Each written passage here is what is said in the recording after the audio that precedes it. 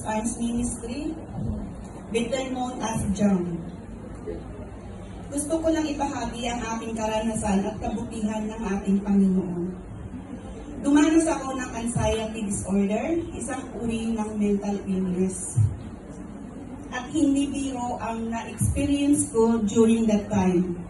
Grabing panginginig ng aking katawan, grabing palpitation ng puso ko na parang dinig ko na ang heartbeat ko. Hindi ko maintindihan ang sarili ko.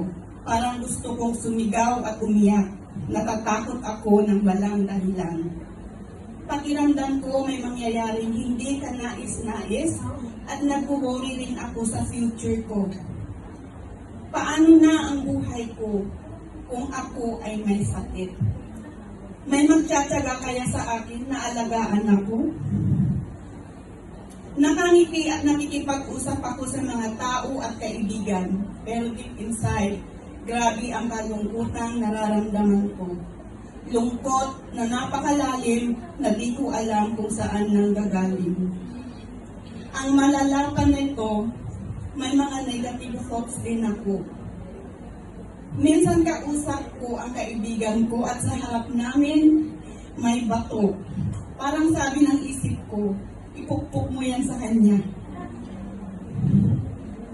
Pero alam kong mali yun, so di ko ginawa. Minsan naman may plastic na nakakalat sa sahig. Biglang naisip ko, ilagay mo sa ulo mo. Pakiramdam ko rin na puno ng sugat ang mga braso ko dahil ramdam ko yung hapdi, pero wala naman talaga akong sugat. Siguro kung wala ako sa Panginoon, sasabihin kong kinukulam ako. Hindi ko sinasabi sa pamilya ko ang pinagdaanan ko dahil ayaw ko silang mag-alala at ayaw kong matulad sila sa akin, lalo pat may sakit din ng aking anak. Sinikap kong gabayan siya, palakasin ang kanyang loob niya at pananampalataya niya. May pagkakataon na umiiyak siya at sinasabi niya, "Mama, uwi ka na." Mga salita na masakit sa damdamin bilang isang ina. Sa panalangin at pananampalataya kay Jesus ako kumapit.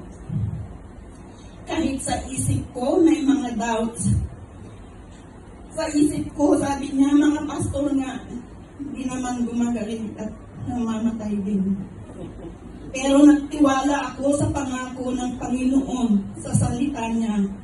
Kinapitan ko ang Deuteronomy 31:6. He will never leave me nor forsake me. Mahirap kalabanin ang sarili mo mismo, lalo na yung mga doubts. Pero paulit-ulit sinasabi ko sa sarili ko, ang Deuteronomy 31:6, hanggang sa yung doubt na palitan ng pag-asa, pag-asang may Diyos ako, na kahit ayawan ako ng mundo, may Panginoon ako, sapat na. Sa gitna ng takot at alinlangan, pinayapa ako ng Panginoon. At mas naintindihan ko kung ano ang peace na galing sa Kanya.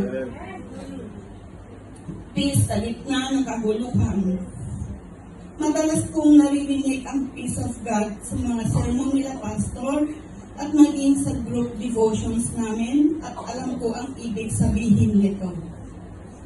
Pero nung ako mismo ang nakaranas ng kapayapaan na galing sa Panginoon, doon ko mas lalong naunawaan at mas lalong lumalim pa at mas naintindihan ko kung ano ang peace na galing sa Diyos.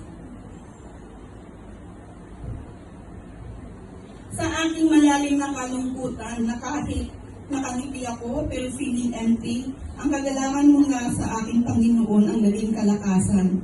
Hindi ako nawala ng pag-asa na gumaling dahil alam kong may Diyos ako na kasama na magmamahal sa akin. Sasamahan ako sa kahit anong laban ng buhay, kaya bawat gising sa umaga ay isang blessing. Ang buhay ay hindi madali, pero kung nasa Panginoon ka, gagaan ito. Sa mga negative thoughts ko, dalangin kong patuloy, Lord, give me better thoughts. Give me heavenly thoughts. To be honest, hindi ko pa rin maiwasan ang mag-doubt, but I pray, Lord, help me with my unbelief. Help me to see positive things in negative situation. Sa worry ko about sa future, God is there. Thankful ako na nakilala ko ang church na ito. Mga pastor po natin, kasama kayo sa aking paglago sa Panginoon. Yung mga taong dumanas ng the same situation ko, sila ang mas nakaintindi kung ano ang pinagdaanan ko. Sabi nga, everything happens for a reason. Alam ko na hindi masasayang ang hirap na dinanas ko. I know that one day God will use me to reach out people who are experiencing what I have experienced.